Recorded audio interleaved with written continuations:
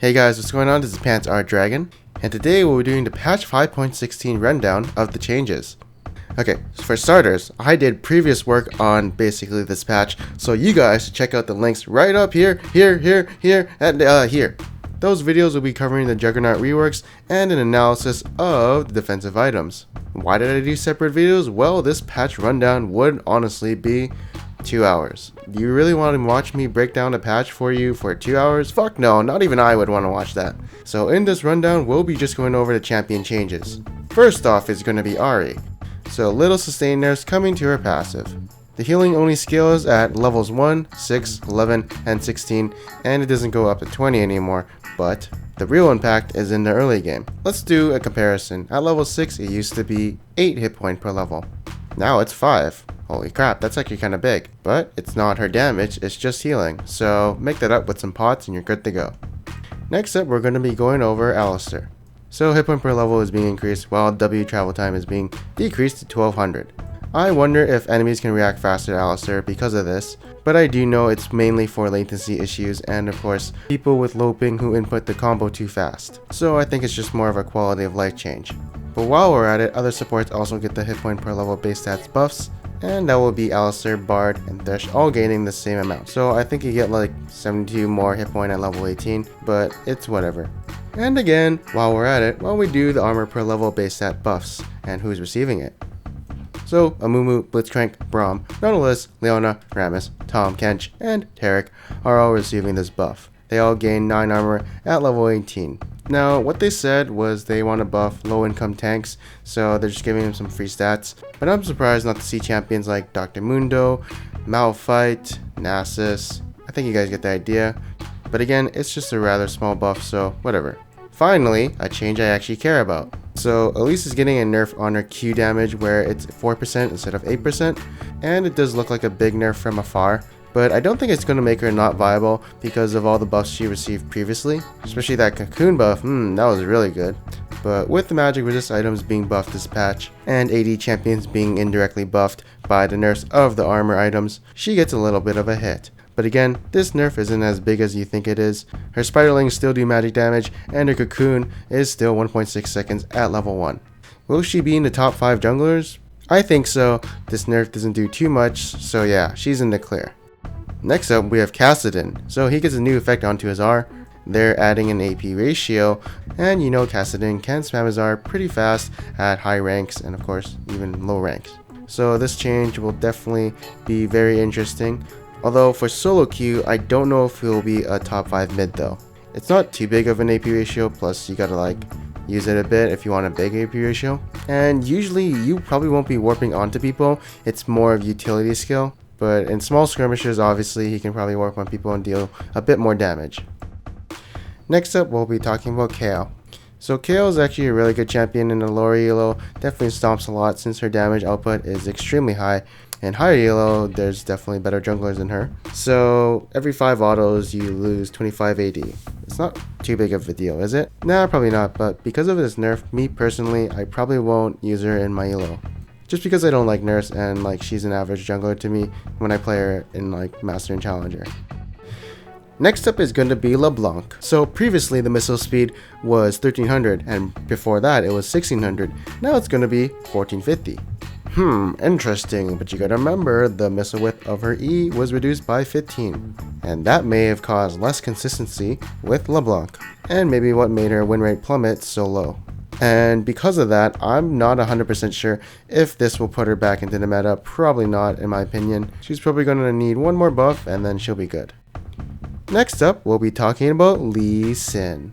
What the fuck? Holy fuck, they're giving Lee Sin buffs? Alright, so he's indirectly already being buffed because of the armor items getting a nerf. And now he gets buffs on top of that. So he gains 20 energy on the first hit while receiving 10 energy on the second hit. And that's really good since sometimes you won't actually get that second hit in team fights or whatever. So you might probably gain 15 or 20 more energy in an instance.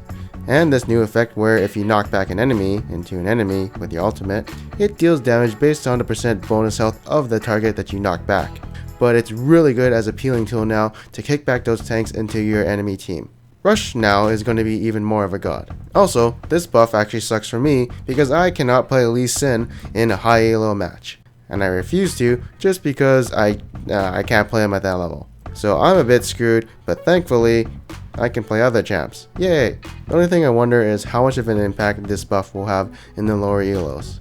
And then checking the win rate, how much it goes up by. But yeah, there's more emphasis on peeling with Lee Sin's ultimate now. Next up, we'll be talking about Lissandra. So now whenever Lissandra casts Frozen Tomb on herself, she heals for a certain amount, plus 0.3 ability power, plus 1% per 1% of her missing health. I'll be honest here, I'm a bit confused with the wording of this tooltip, but generally she's going to heal a lot more when she's missing a lot of health. So you use it when you're about to die, and yeah, it's a nice buff. It's interesting to see where she will be at after those Q nerfs and if people will start using her again. But you have to think about it, most of the time she's going to be using her R onto the enemy to, you know, catch someone or initiate. So it's a certain situation buff. Next up, we'll be talking about Lucian. So his passive now always does 100% damage to minions, woohoo, I guess it's better for last hitting. This second buff is interesting since it does buff his late game a bit, and of course his power spikes are a bit earlier. But the big buffs are coming to his W, which will be pretty interesting. So the movement speed at all levels is being increased by 20, duration is now 1 second, but that's to compensate for the buff where now his teammates can trigger this movement speed buff. The mana is also less than 10, and I am completely unsure if people will start maxing out W because of this buff. People like to max out E second, but honestly with 80 movement speed, that's a lot you can use to kite with. I think a smart idea would be like maybe put 2 or 3 points into E and then start maxing out W, just to reduce the mana cost of his E. But yeah, these buffs are definitely going to put him into an interesting spot, although I'm not 100% sure if he'll be in the top 5. Next up, we'll be talking about Nami. I have no idea why people just stopped playing all of a sudden, but with her passive being increased to 60 and her ultimate doubling the passive if it does hit her allies, oh man, oh boy, that's like a, you know, giving your team Olaf ultimate where he gains movement speed. Actually, it might be more powerful since you're giving your team or someone 120 movement speed. And so you're definitely going to see a lot of people start playing her because of these buffs, for sure, and she might be coming back into the meta. Actually, she probably will be in the meta. Next up is going to be Ramis, and he's getting 10 plus more damage on each rank of his W. And it's a decent buff, it helps his jungle clears, but the mobility nerf of his Q, like a few patches ago, definitely hurt him a bit. And it's only 10 damage, just a little minor buff, so nothing to see here. Next up, we'll be talking about Rumble. Cooldown goes down, so less all-ins in the early game. Although I'm pretty surprised to see that his ultimate at levels 11 and 16 is at a high cooldown still. This probably has to do something with the Liandry's buff and how it made him indirectly powerful. But with these cooldown nerfs in between team fights where he doesn't have it up, there's going to be a bigger time window where the enemy can team fight you more often, since Rumble's ultimate may be down. And now it starts 150 units closer to your cursor, which is a nerf to its maximum range, but I'm pretty sure if you do a max range R, it's like 3000 units, so it's not a big deal. Next up, Kench is getting some quality of life buffs and a buff to his ultimate.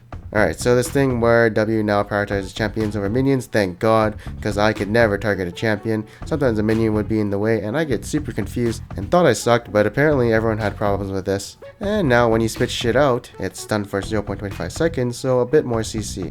Also, the enemy warning particle spawns 1 second later, so this is actually really good, as I'm pretty sure Kench's warning particle lasts for like 3 seconds, so it's very easy to react to.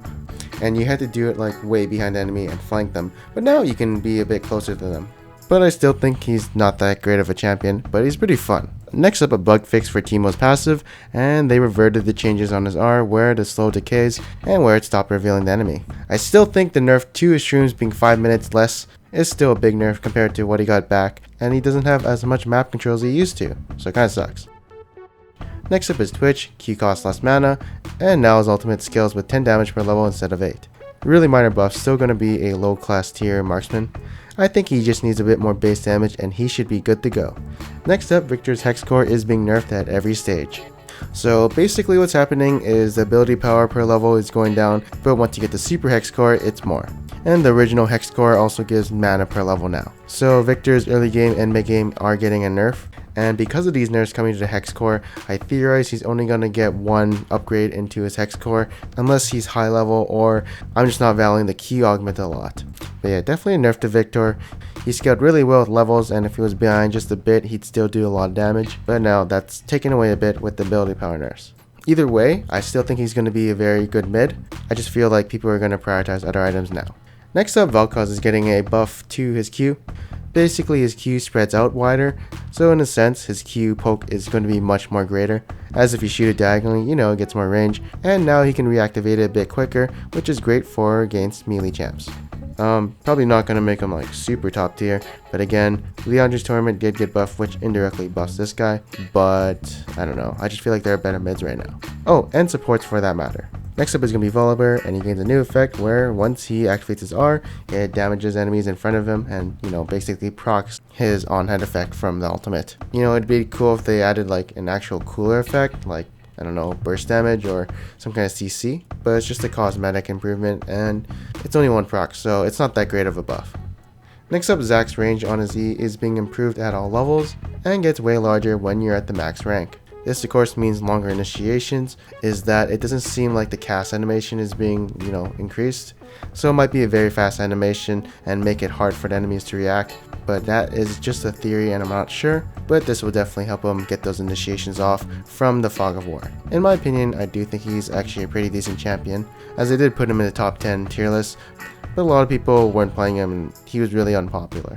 I don't think he'll be top 5 jungler, but maybe he'll be back in the top 10 because of that. And last but not least, we'll be talking about Zed. The reactivation time on his R is being reduced to 0.5 seconds instead of 1, and he is also indirectly buffed because the armor items are being nerfed. So I can definitely see him coming back into this meta. Yeah, I can say that pretty confidently. He might be like top 5 mids again, maybe, or honorable mentions. Anyways, I hope you guys enjoyed my analysis of the patch. I know it is like 1/5 of the patch, but there are in other videos and you can check them out right at the beginning of this video because there's a lot of annotations. But yeah, anyways, thank you guys for watching this video. I am Panther Dragon and I'll see you guys next time. Come on, Jeremy, get in my mouth.